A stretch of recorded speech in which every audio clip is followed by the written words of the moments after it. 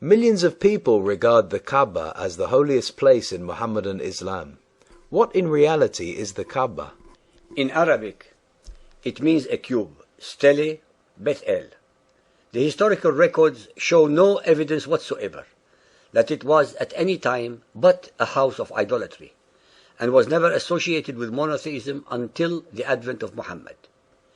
It was a primitively structured shrine built by the pagan Arabs as a simple cube-like structure, without a roof, which sheltered a 12-inch diameter meteorite in the eastern corner of its wall.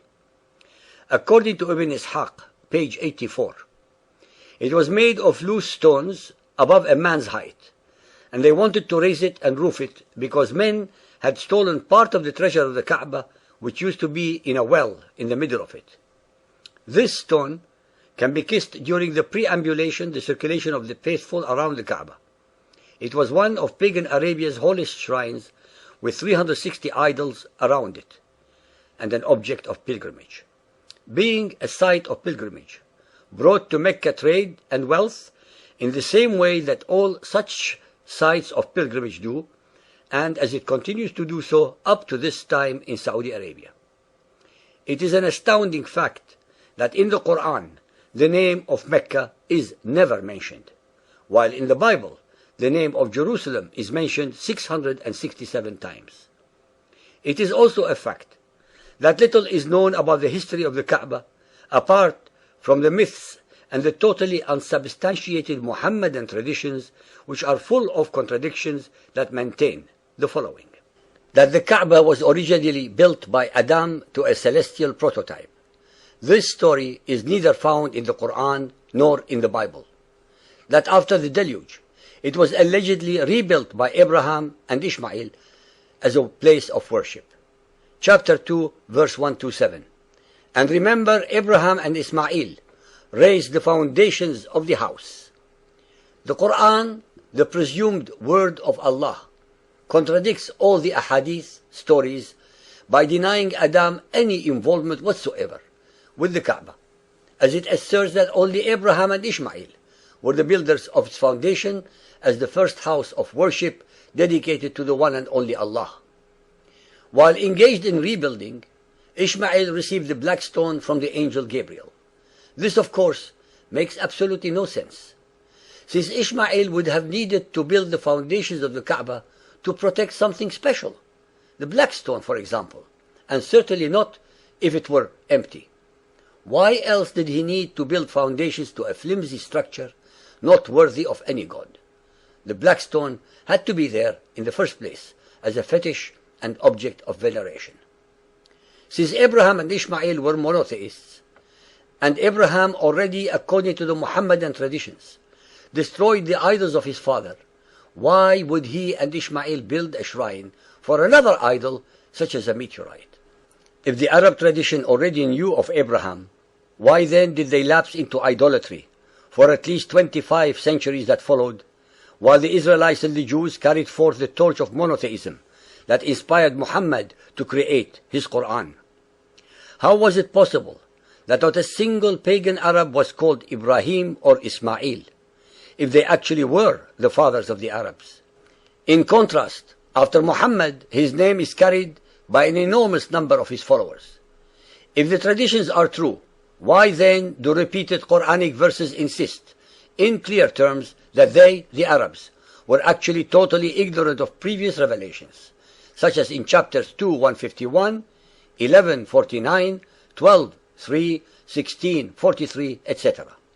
It is imperative that we make clear even the obvious, that the alleged Arabian traditions contradict everything written in the Bible regarding Abraham and Ishmael, since according to the Bible, neither Abraham nor Ishmael knew a God called Allah.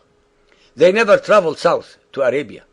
They never knew any place called Mecca or structure called Kaaba.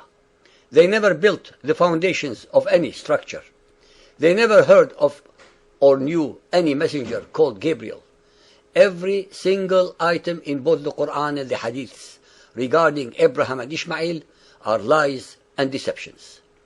Centuries before Muhammad, most of the rituals of Muhammadan Islam were already practiced by the pagan Arabs, such as pilgrimage, circumambulating the Kaaba, calling the names of their idols, kissing the black stone, prostrating, running between the two hills Safa and Marwa, venerating Zamzam, fasting, wearing white clothing, etc., etc., etc.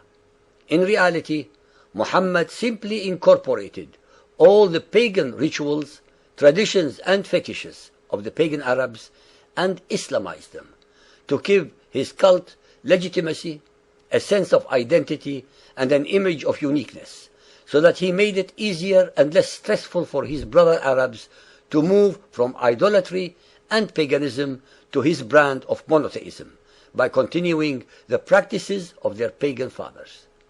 In short, all Muhammad did was merely to obliterate the pagan representations of the idols without abolishing the pagan practices. Muhammad's quarrel with his Quraysh tribe was not because they did not believe in Allah, which they obviously did, but because they associated other gods and goddesses with him.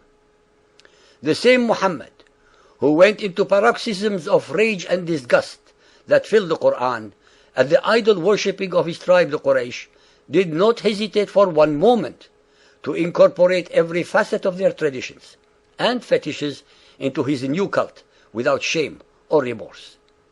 During the whole period of 23 years that he used to fulminate and attack his idol-worshipping Quraysh tribe, Muhammad prayed in the Kaaba with them, while it was full of pagan gods and goddesses.